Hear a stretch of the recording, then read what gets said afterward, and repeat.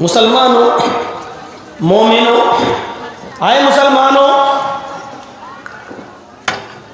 आए अल्लाह पर ईमान लाने वालों, आए अहले ईमान, आए कुरान और हदीस को मानने वालों, अल्लाह को अपना रब और मोहम्मद रसूलुल्लाह को अपना आखिरी नबी मानने वालों, आए जन्नत और जहन्नम का इकरार करने वालों, आए मोमिनों, इज्तनिबू कसीरम मिनज़्ज़न, अपने मुसलमान भाइयों के बारे में ज्यादा बदगुमानी करने से बचो, ज्यादा बुरे विचार अपने मस्तिष्क में, अपने दिमाग में लाने से बचो। इज्तनिबू कसीरम मिनज़्ज़न, बहुत से बुरे ख्यालात जो एक भाई के तुम्हारे दिल में आते रहते हैं, तुम बचो, उन विचारों को अपने दिमाग में लाने से बचो। इन्न बाज़ ज़न्नि इस्म, क्योंकि बाज गुनाह, बाज विचार, बाज कुछ बदगुमानियाँ इंसान को बहुत बड़े गुनाह का मुर्तकिब कर देती हैं, बहुत बड़ा गुनाहगार बना देती हैं। बदगुमानी से बचो। पहली चीज़, एक औरत बेवा है, उसका पति 10 साल पहले मर गया है। एक शख्स बेचारा इशा की नमाज के बाद उस घर में जाता है, एक आध घंटा रहकर निकलता है। कुछ लोग उसकी ताक में हैं, आदमी तो उसका मर गया है, ये क्यों उसके घर जाता है, इतनी देर के बाद उसके घर से क्यों निकलता है। हो न हो औरत का पति मर गया, ये उसके घर जा रहा है, ज़रूर कोई गलत ताल्लुक़ हो। रात ही में क्यों जाता है, इशा के बाद ही क्यों जाता है, ये ख्यालात हमारे दिल में आते हैं।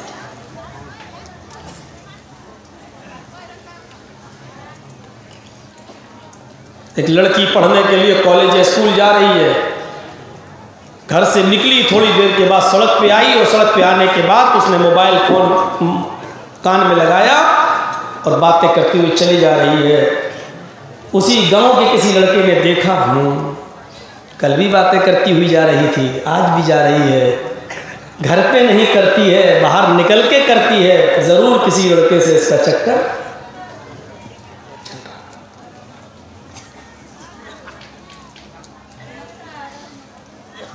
कुरान करीम की पहली नसीहत,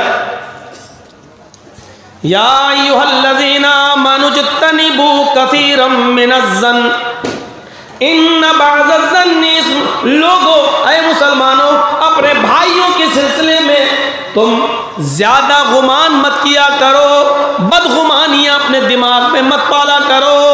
इन्न बाज़-ज़न्नि इस्म, बाज़ बदगुमानियाँ ऐसी होती हैं जो इंसान को बड़ा गुनाहगार बना देती हैं। कोई ज़रूरी नहीं कि तुम जो सोच रहे हो वो सही हो।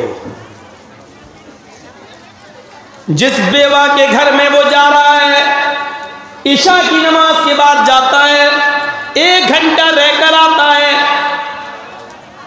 तुम सोच रहे हो कि ये रात में जाता है, उसके साथ गलत ताल्लुकात है, लेकिन ये भी तो हो सकता है वो बेचारा दिन के उजाले में उसकी मदद न करना चाहता हो, उस औरत को बेवा समझकर वो उसकी मदद के लिए जाता हो। इस औरत को सबके सामने माली इमदाद लेने के लिए शर्म आती हो, इसलिए वो अकेले में उसकी माँ का माली ताउन करता हो, उसको खर्चा देता हो। ये भी हो सकता है कि उस घर के अंदर जो औरत रहती है वो बीमार हो, ये भी तो हो सकता है कि अपने हाथ से खाना बनाता हो, अपने हाथ से खाना बनाकर उसके बच्चों को खिलाता हो और उसको अपनी बहन समझकर कहता हो, मेरी बहन तुम भी बैठो और तुम भी यहाँ खाना खा लो, इसलिए उसको देर हो जाती हो। ये भी तो मुमकिन है, ये भी तो हो सकता है। मेरे भाइयों, जिस लड़की के बारे में तुम गुफ्तगू कर रहे हो सकता है कि वो अपने पति से बातें कर रही हो, ये भी हो सकता है कि वो अपनी बहन से बातें कर रही हो, ये भी हो सकता है कि रास्ते में वो जा रही है और मोबाइल अपने कान में लगाए हुए है, ये भी तो मुमकिन है कि वो अपने भाई से बातें करती हुई जा रही हो।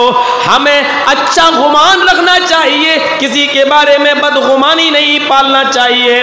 मोहब्बत पैदा करने के लिए एक मुसलमान की दूसरे मुसलमान के दिल में मोहब्बत का पैदा करने का ये पहला नुस्खा बताया है अल्लाह ताला ने।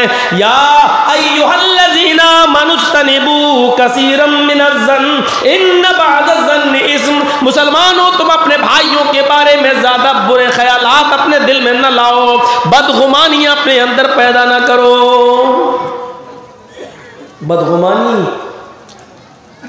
इंसान को पता नहीं क्या क्या सोचने पर मजबूर कर देती है।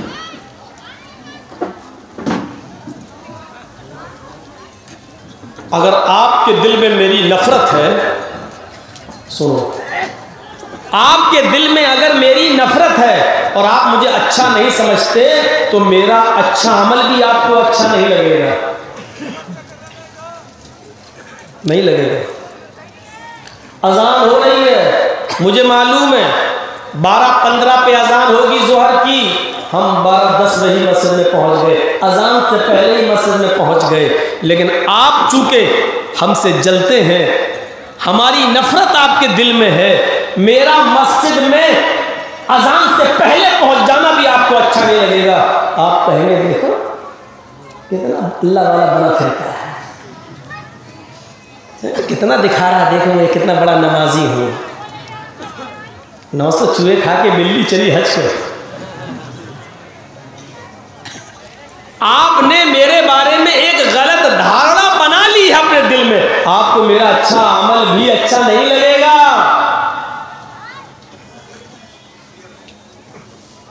क्यों नहीं लगेगा? क्योंकि आपके दिल में मेरे खिलाफ बुग़्ज़ भरा है, अदावत भरी है, नफरत भरी है, इसलिए मेरा अच्छा अमल भी आपको अच्छा नहीं लगेगा। किसी मामले में हमारी आपकी लड़ाई हो गई है और आपने उसी दिल से गांठ बांध ली है।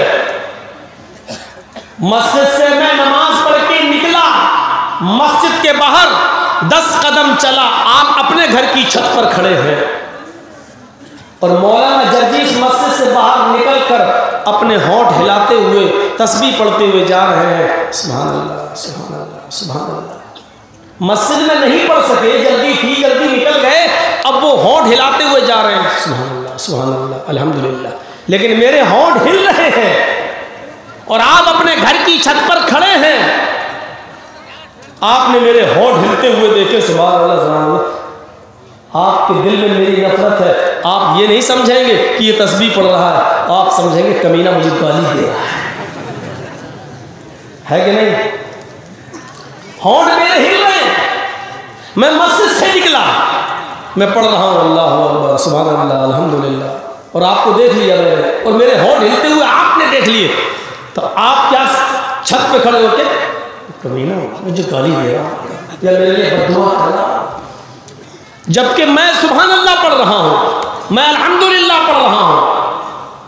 कुरान ऐसी बदगुमानियों से हमें और आपको रोक रहा है। या अय्युहल्लज़ीना मनुज्तनिबू कसीरम मिनज़्ज़न्न इन्न बअदज़्ज़न्नि इस्म। ऐ ईमान वालो, ऐ मुसलमानों, अपने मुसलमान भाइयों के सिलसिले में तुम ज्यादा बदगुमानियां अपने दिलों में, अपने दिमागों में मत पालो।